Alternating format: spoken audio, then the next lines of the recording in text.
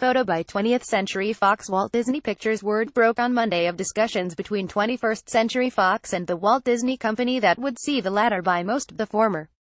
According to reports, Disney would buy movie studio 20th Century Fox, television production unit, and entertainment networks, while 21st Century Fox would hold on to its sports interests, its cable news channel, and the Fox broadcast network.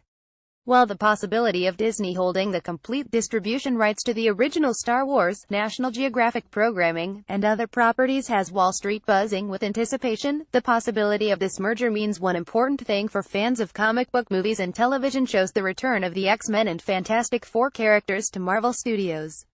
In the late 1990s, when Marvel was an independent company nearing bankruptcy, Fox bought the film rights to both properties in perpetuity. As long as they make X-Men or Fantastic Four movies every few years, they have control of those titles and associated characters forever.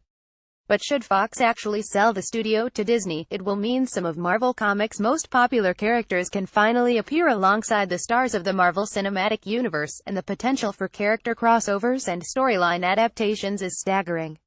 Below are just a few ways fans win if the deal goes through. 1. The arrival of the X-Men. Despite Marvel Studios' attempts to position the Inhumans as their answer to the X-Men, fans desperately want the Merry Mutants to fight alongside or against the MCU's roster of Iron Men, Asgardians, Sorcerers, and Talking Raccoons. In fact, pitting the two groups against each other might be a thrilling way to introduce the X-Men to the MCU. Such a battle took place in 2012's Avengers vs. X-Men. The storyline saw the Phoenix Force return to Earth while the Avengers and the X-Men fought over how best to protect the person destined to bond with the cosmic entity. There are some pitfalls to adapting the story, as it relies on a lot of shared history between the two groups. Wolverine, for example, is a longtime member of both the Avengers and the X-Men. But without his presence in the MCU, those connections would have to be built anew. Going into the fifth phase of Marvel's feature film storyline, the X-Men would be a completely new element of possibility with its own set of advantages unless there was a way to retroactively insert them into MCU history. The 2015 event series Secret Wars saw Marvel's mainline universe referred to as Earth 616 merging with a number of other alternate realities published by Marvel over the years. The story is epic and insanely intricate, with Doctor Doom as the supreme ruler of a feudal universe. The end result saw Ultimate Spider-Man Miles Morales join the main Marvel Universe and the company's first family, Reed Richards, Sue Storm, and their children removed entirely. It is easy to imagine, say, Legion's David Haller Dan Stevens imitating his comic book counterpart, who once ripped apart the Marvel Universe with his awesome power, to create a new MCU where mutants are an established fact. The pitfall, of course, is the X-Men film series' own convoluted timeline and half-hearted reboots. Which films would be considered canon? Do you retroactively call X-Men Days of Future Past an opening shot of the Secret War? Maybe it would be better to have Deadpool laugh it off and just accept that the characters are part of the MCU now. But fans would want some sort of acknowledgement of this monumental change to Marvel's film universe, even as X-Men films suffer from a sense of reboot fatigue. Perhaps it would be easier for Marvel to start with the comic book concept that never generated a winning film for 20th Century Fox. 2. The return of the Fantastic Four. Photo by Marvel Comics. As watchers of the comic book industry know, the disappearance of the Richards clan in Secret Wars was more than just a story point. It was an allegedly cynical move in an ongoing battle between Fox and Marvel Entertainment CEO Isaac Perlmutter. Knowing the studio was prepping a new Fantastic Four film, the infamous 2015 reboot directed by Josh Trank, he reportedly ordered the publishing division to cease publication of the title. According to the rumor, Perlmutter allegedly considered a Fantastic Four comic book to be free advertising for a Fantastic Four film Marvel would see little revenue from. And so, longtime Fantastic Four scribe and Secret Wars writer Jonathan Hickman wrote the family out of the Prime Universe. But if all media rights to the Fantastic Four were once again under one roof, Marvel Comics would be free to publish the comic once more, while also potentially giving fans something they crave: a Marvel Studios-produced Fantastic Four. Imagine, as many fans do, a film set in the 1960s with Reed Richards, Sue Storm, Johnny Storm, and Ben Grimm experiencing their original comic book origin. It could be something hip and poppy, in the vein of A Hard Day's Night, with a Doctor Doom who looks and sounds the part. It would be easy to explain away their absence in the MCU as a plot of dooms to obscure the cursed Richards and his family. It could even make light of all the silly studio politics. That said, there is one problem plaguing the Fantastic Four as a film property: it's already failed twice. or 3 times if you count the infamous and unreleased Fantastic Four produced by Roger Corman. The underlying premise of a science hero family does not sit well with the action-oriented screenwriting tropes of Hollywood studios. Even Marvel itself might have a problem adapting the concept. Perhaps it, and certainly other Marvel properties controlled by Fox, would work better in the realm of television. 3. Silver Surfer as a TV star and Professor X for Legion. While the Fantastic Four may make a better television program, one of their supporting characters practically screams for a TV adaptation. The current run of Silver Surfer by Dan Slott and Mike Allred stars a human character named Don Greenwood who is whisked away by the Surfer on a psychedelic trip across the universe.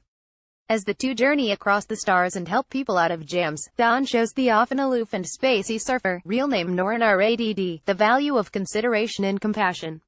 They also fall in love, but their relationship is challenged when she learns how Norrin became the Silver Surfer. Like Doctor Who infused with the love story between Downton Abbey's Lady Mary Michelle Dockery and Matthew Crawley Stevens, this winning TV premise is unlike anything Marvel or Fox have produced with comic book properties so far. Of course, having most of Marvel in one place could also clear up the way shows like Legion and The Gifted dance around their feature film cousins. Professor X could be revealed as David Haller's father while Polaris could announce to her friends in the underground that she is Magneto's daughter. Imagine if both of these shows were suddenly connected. But before we consider the potential for character crossovers, let's go back to the Silver Surfer for a second and his possible place in the MCU. Whether he received his own series or popped up in an Avengers movie, his debut in a Marvel film or television project could herald the MCU's next big bad. 4. Galactus or Doom is the Phase 5 antagonist since the first Avengers film. Thanos the Mad Titan has been teased as the group's ultimate cosmic antagonist. But once his defeat comes in the fourth Avengers, who will pose any major threat to them in the MCU's fifth phase? How about someone who eats planets for breakfast? Though the ancient and eternal devourer of worlds appeared in Fantastic Four: Rise of the Silver Surfer, the film reimagined him as an amorphous alien Death Cloud. The character, with his thrilling Jack Kirby-designed headgear, living spaceship, and next-level intelligence, could be the sort of opponent even the combined strengths of Tony Stark, Thor, the Guardians, Captain Marvel, and Ant-Man would find overwhelming. Alternatively, the Fantastic Four property comes with one villain who may be worth more to Marvel Studios than anyone else in the Fox-controlled library. Imagine the sudden appearance of Latveria on the MCU scene and the arrival of its absolute dictator, Dr. Victor Von Doom. Facing just about every character from Luke Cage to Reed Richards to Squirrel Girl and even in one instance, Superman, Dr. Doom is very much the ultimate antagonist. Everyone has a bone to pick with him and every Marvel fan laments his absence in the MCU. Either would make worthy adversaries of the combined Marvel Studios and Fox libraries. In fact, Doom's ubiquity as a Marvel Comics villain underscores the most thrilling aspect of the potential Fox sale: the character interactions. 5.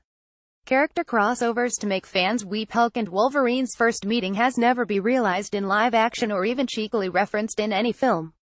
In Avengers Age of Ultron, Scarlet Witch and Quicksilver's real parentage is never discussed because Magneto is a 20th Century Fox property. And then there's a storyline like World War Hulk, which requires the presence of Professor X and Reed Richards to complete a council of power characters like Doctor Strange, Tony Stark, and Black Bolt. Because Marvel Comics has always enjoyed crossing characters over into its various titles, the MCU is just a little poorer for lacking the X-Men and the Fantastic Four. A perfect example is Scarlet Witch, who first appeared in early X-Men stories before spending decades in the Avengers ranks. But that emotional tie is blunted in her MCU form. Just imagine an Avengers film in which the veil is lifted and she remembers who her father is.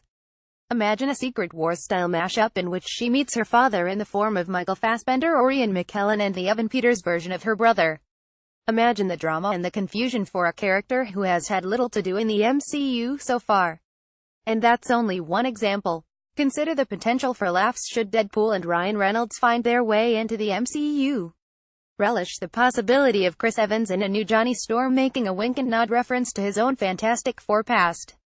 Imagine the connections between Legion, The Gifted, and the upcoming Cloak Dagger coming in 2018 to the Disney ABC television group's Freeform. Then there are Wolverine's constant guest appearances in every Marvel title, clearing the way for him, once he's recast, to venture far and wide to Avengers films and Hulu's Runaways. Provided, of course, the merger comes to pass. And though it would be sad to see one of Hollywood's oldest studios disappear into the Disney banner, the return of significant Marvel properties to Marvel is just too exciting for fans of the characters. So, here's hoping Reed Richards, Doctor Doom, Wolverine, and all the rest make the move from 20th Century Fox Century City Studio to the Burbank home of Disney.